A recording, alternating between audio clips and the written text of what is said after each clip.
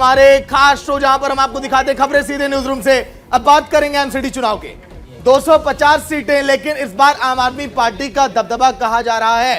News India की team भी ground zero पर जाकर हर एक सीटों का ला रही है समीकरण की आखिर कहां पर किसका पलड़ा भारी है। चारुल, बिल्कुल, देखिए एमसीडी चुनाव के रण में तमाम पार्टियां उतरी हुई हैं और ऐसे में सबसे अहम चीज है कि परिसमन के बाद ये चुनाव हो रहे हैं। तो क्या 250 सीटों पर भारतीय जनता पार्टी एक बार फिर से कब्जा पाने में कामयाब होगी या फिर नहीं, या फिर आम आदमी पार्टी जिस तरह कह रही है कि उसने कुछ भी काम नहीं किया यानी भारतीय जनता पार्टी ने, तो उसके बाद क्या होगा आगे की डगर। अभिषेक, बिल्कुल, तो देखिए आम आदमी पार्टी हो, बीजेपी हो या कांग्रेस हो, सभी ने पूरा जोर लगा रखा है एमसीडी फतह के लिए, क्योंकि पिछले 15 सालों से अगर देखा जाए तो एमसीडी पर बीजेपी का कब्जा रहा है और ऐसे में बीजेपी एक बार फिर से चाहती है कि एमसीडी में वापसी कर सके। इसके लिए प्रयास लगातार बीजेपी भी कर रही है, आम आदमी पार्टी भी कर रही है। तो चलिए एमसीडी के रण को जरा सा बताने की कोशिश करते हैं कि एमसीडी का रण जो है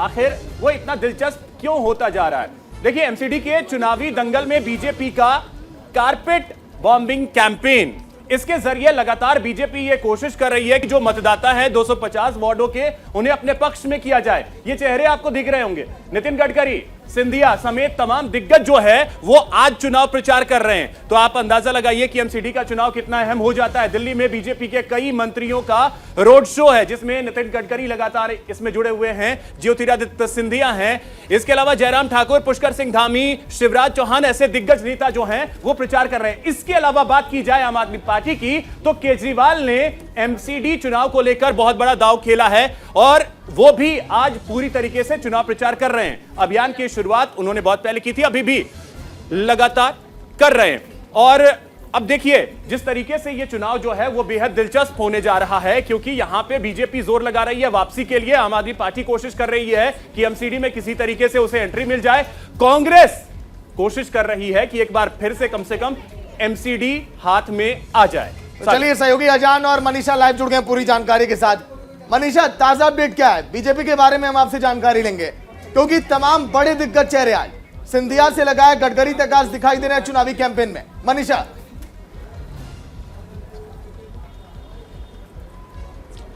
बिल्कुल सागर, देखिए आज तमाम दिग्गज नेता जो है ग्राउंड पर उतरेंगे। दिल्ली में रोड शो हो रहे हैं, नितिन गडकरी से लेकर जयराम ठाकुर, ज्योतिरादित्य सिंधिया तक आज रोड शो कर रहे हैं दिल्ली के अंदर, और तमाम बड़े बड़े बीजेपी के नेता आज दिल्ली में ही नजर आ रहे हैं। तो बीजेपी ऑफिस में ही इस वक्त मैं हूँ, एमसीडी को लेकर तमाम लोग चुनाव प्रचार में जुटे हुए हैं, तैयारियां जोरों पर है। यासिर जिलानी जी इस वक्त मेरे साथ खड़े हुए हैं। यासिर जी, लगातार एमसीडी इलेक्शन पर जो वीडियोज आप लोग जारी कर रहे हैं उस पर अरविंद केजरीवाल आप लोगों के काम पर सवाल उठा रहे हैं, बोल रहे हैं कि बीजेपी जो है वीडियो बनाने की कंपनी है, काम देने का काम जनता जो है हमें करेगी, आपको वीडियो देने का काम करेगी। देखिए अरविंद केजरीवाल के लिए एक मैं बात कहता हूँ, सुबह झूठ, शाम झूठ, सरेआम झूठ, अरविंद केजरीवाल की पहचान झूठ। वो झूठ बोल रहे हैं, वो हताश हैं, निराश हैं। उनको ये एहसास हो गया है कि गुजरात में भी उनका कहीं कुछ नहीं हो रहा है, हिमाचल में भी कहीं कुछ नहीं हो रहा है, और जो विकास 15 सालों से एमसीडी ने दिल्ली में किया है, दिल्ली के दिलवालों के दिल में एमसीडी और भाजपा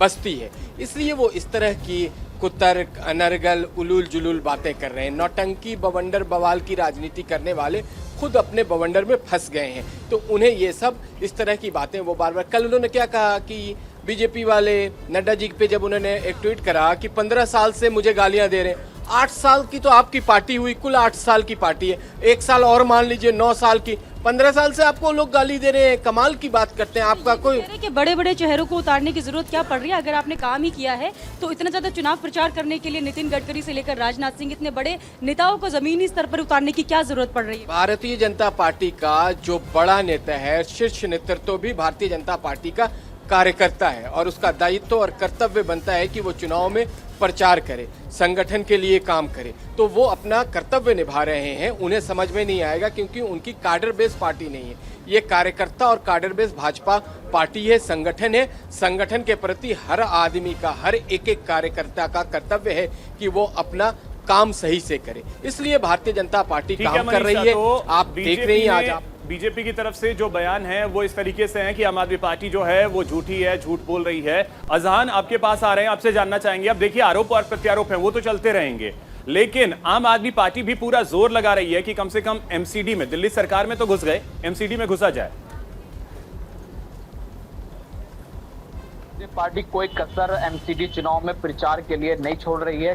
हर संभव कोशिश वो करती नजर आ रही है, चाहे वो आम आदमी पार्टी के मुख्यमंत्री खुद अरविंद केजरीवाल हो या मनीष सिसोदिया हो या पार्टी के कोई अन्य बड़े नेता हो, वो वोटर के वोट साधने के लिए हर संभव कोशिश कर रहे हैं। आम आदमी पार्टी ने व्यापारियों को वोट साधने के लिए भी एक अलग से घोषणा पत्र जारी किया है और आरडब्ल्यूए वर्कर को मिनी पार्षद का दर्जा देने की बात कही गई है। और आज इसी पूरे प्रकरण में, पूरे एमसीडी के मुद्दे को लेकर के आज आम आदमी पार्टी के मुख्यमंत्री यानी दिल्ली के मुख्यमंत्री अरविंद केजरीवाल जनसभा करेंगे। दूसरी जनसभा उनकी होगी ये मलकागंज में करेंगे। जनसभा से पहले रोड शो करेंगे, लोगों से संवाद करेंगे और अपनी कई मांगों को रखेंगे। बीते कल की बात कर ले, अरविंद केजरीवाल कई घरों में डोर टू डोर गए, लोगों से वोट मांगे। अब इसमें देखना यही होगा क्या आम आदमी पार्टी जिस तरीके से दावे कर रही है, आम आदमी पार्टी दिल्ली की सत्ता में तो काबिज हो गई, क्या एमसीडी में काबिज हो पाएगी, ये एक बड़ा सवाल है।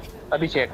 बिल्कुल, अजहान लौटेंगे आपके पास। मनीषा आपके पास आना चाहेंगे। देखिए, आपने देखा कि आप क्योंकि बीजेपी के वहां पर मौजूद हैं, तो सबसे अहम चीज है कि आदेश गुप्ता ने आज ये कहा कि अगर केजरीवाल ये जानना चाहते हैं कि भारतीय जनता पार्टी ने कितना काम किया है तो वो आए और चुनौती स्वीकार करें, लेकिन ये चुनौती बेनतीजा रही।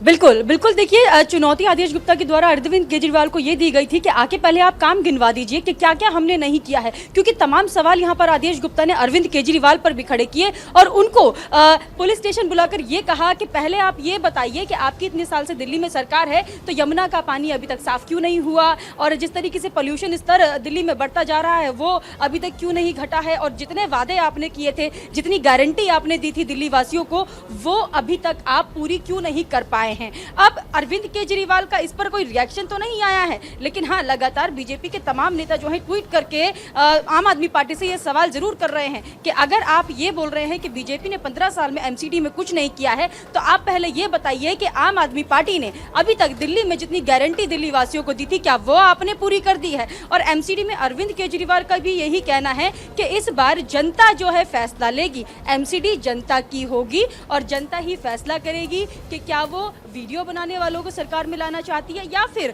जिस तरीके से अस्पताल और स्कूल दिल्ली में बनाए गए हैं उस सरकार को अपने बच्चों का भविष्य सुधारने के लिए लाना चाहती है। तो बीजेपी भी इस पर पलटवार कर रही है, आम आदमी पार्टी भी लगातार बीजेपी को करारा जवाब दे रही है। मनीषा अजान, नजर बनाए रखिएगा, दिन भर जो तमाम दिग्गजों का दौरा अपडेट आपसे लेंगे। शुक्रिया पूरी जानकारी के लिए, बातचीत के लिए।